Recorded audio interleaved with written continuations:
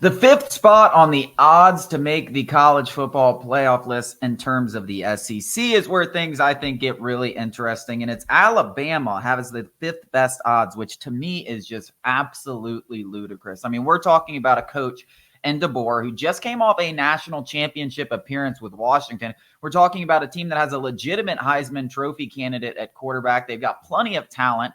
I just do not see where this notion that Alabama, I mean, listen, Alabama may not make the college football playoff. I think it would be a massive disappointment. I don't think anyone can argue that. But I just don't see where all of a sudden they're now the fifth best team in the SEC. I mean, LSU has questions. Ole Miss has never done it. Texas has questions. And Alabama, to me, has, a resume, a track record, a really good head coach. I know he's not Nick Saban, but you're expecting a massive drop-off. What are the odds? Because I would put plus 100. Texas, and it's really this simple. It's Georgia, and if you want to not do rankings, I think rankings are a little bit difficult. If you just want to tier them, Georgia's in a tier of their own. And then I think those next four, Texas, Ole Miss, LSU, and Bama should be grouped together. I don't think Texas is that big of a difference than Alabama. I think LSU, Ole Miss, Texas, and Bama should be in the same conversation. I think you could probably even lump Missouri in there, though I do think those losses on the defensive coaching side of the ball, really are going to show their colors. But I think, these odds are absolutely mind-boggling because I agree with you. I think people are just writing off Kalen DeBoer already. I don't know why. And it's not like they just had this mass exodus of talent into the portal. Everybody, Caleb Downs is going to be the headliner because he was one of the greatest recruits ever to come out of high school. And he went to, a program like Ohio State. It's obviously an attention getter, but it's not like Alabama just had one class. Alabama's been stacking top 5, top 3 recruiting classes since I could read. This isn't like, now they're in trouble. Like Kalen DeBoer came from a place in Washington, and losing his offensive coordinator is a big deal. I don't want to just assume the offense is going to be able to translate, but Kalen DeBoer made his bones on the offensive side of the ball. I think he's going to be able to maximize Jalen Milroe's talent. I don't get the notion that Alabama is just this sorry football team anymore. It's mind-boggling. And in fact, this may be the best thing for them that everybody's kind of writing them off. Now it's like they're the hungry dog eats type thing where it's like finally Alabama's doubted.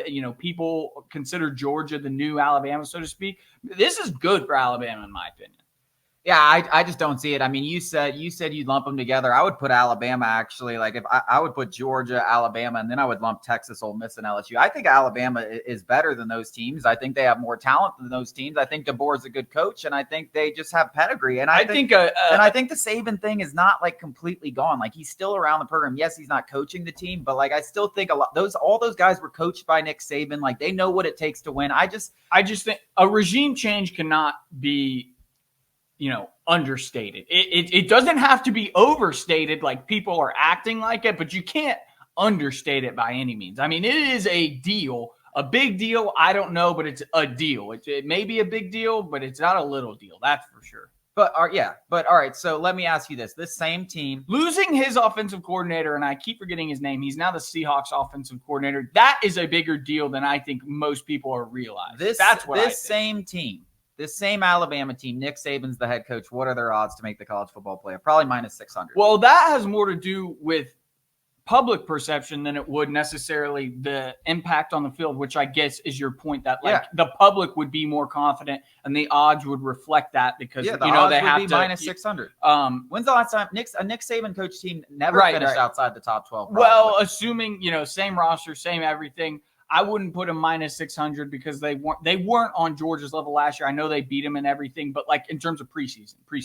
And I think, I think they would be number 2, probably. I mean, for sure. They would easily be minus But 300. I would still group them in the same. I don't think, talent-wise, they may or may not have taken a step back. They may be just, kind of running it back, so to speak. But I think that you just can't write off the fact that they changed regimes. And it's a whole regime change. It's not like DeBoer came in, kept everything Saban's doing, He's changing. He's making it his program, and it may be a transition year, but he will make it his program. And I think you can't write that off. That's crazy. I'm not writing it off. I just think there's too much talent. I think DeBoer is a good coach. And I think if he tried to come in and do everything Saban's way, that would be a mistake. I know a lot of people are like, oh, wow, they've changed so much. They're letting media and they're playing like this music. They're doing this. They're doing that. They're bringing in these characters and stuff like that. Well, one, Nick Saban was bringing in characters all the time, left and right. Now, it may not have been Roll Tide Willie, but he was bringing in straight up. He was bringing in athletes, it's a celebrities. New college football world. But listen, DeBoer has done things differently and had success. Like you want him to come in there and do things. He beat Texas, and I keep going back to this. I think this is for Alabama fans. It might not be good for a lot of our listeners. We got Alabama listeners. There's no doubt. He beat Oregon and Texas, Sarkisian and Lanning with inferior talent at Washington. I mean, there's no, in terms of recruiting classes, now we can argue draft picks and everything like that, but still, he beat those teams 3 out of 3 times with inferior talent. Now, I mean, Bama's it's not even comparable compared to Washington. That's kind of my thing. That's why I just don't understand. I understand the regime change, but I don't understand why people are doubting that this guy can coach. And I think at the end of the day, we're all going to be surprised by Bama. I mean, this is, I think, my favorite bet on the entire board. Pencil it in right now. Alabama is going to make a 12-team college football playoff. We can't, Georgia, we'll just assume it's going to be a loss. I think most people would agree with that if they didn't have a dog in the fight. They still have LSU. They still have Ole Miss, correct? No Ole Miss. Yeah, which is crazy. That is crazy. I don't know their schedule off the top of my head, but those two, I mean, they just don't have. But those games. And Tennessee is going to be a good game this year, and it's in Tennessee. Yeah, okay. So I agree with you in a lot of ways. I do agree with you. I think people are down on Alabama for the wrong reasons. They're down on Alabama for the wrong reasons. Talking about the talent. The talent is not going to be the issue. The issue is, I think, going to be the transition. And inevitably there will be an obstacle and how DeBoer navigates that. But the schedule's a double-edged sword.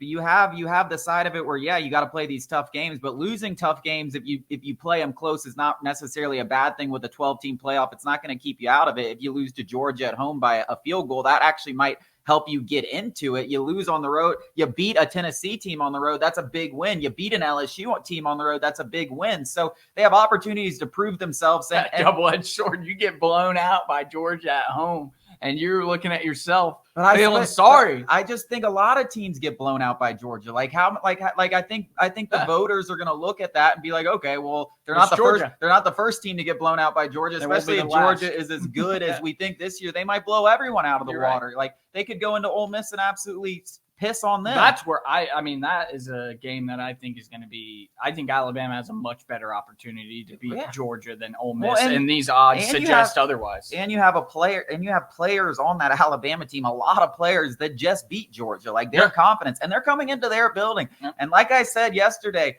Alabama's going to have a different kind of fan base. It's going to be a welcome to the SEC kind of fan base because they do now have a chip on their shoulder. They haven't been this dominant program. Everyone tells them they suck. And that's a different feeling as a fan. You come in, it's going to be an angry Bryant Denny. And that's fun. If you're an Alabama fan, that's fun. An angry SEC stadium. There is nothing better in the world of sports than an angry SEC stadium. And if you're an Alabama fan, it's going to be fantastic few years for you guys.